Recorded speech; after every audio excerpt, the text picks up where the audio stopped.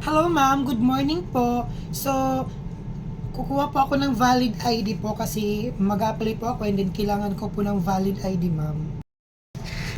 Bakit? Anong gagawin mo sa valid ID? Mag-apply po ako ng trabaho ma'am kasi kailangan po ng valid ID. Kaya kailangan ko pong kumuha ng valid ID. O sige, pildapan mo to and then pahingi ako ng valid ID mo. Kaya nga po ma'am kumukuha ako ng valid ID kasi wala pa po akong valid ID. Kaya nga kailangan ko ng valid ID mo para mabigyan kita ng valid ID. Kaya nga po ma'am ako kumukuha ng valid ID kasi wala po akong valid ID. Wag mong sisigawan ha? Lumayas ka! Doon ka maghanap sa iba ng valid ID mo!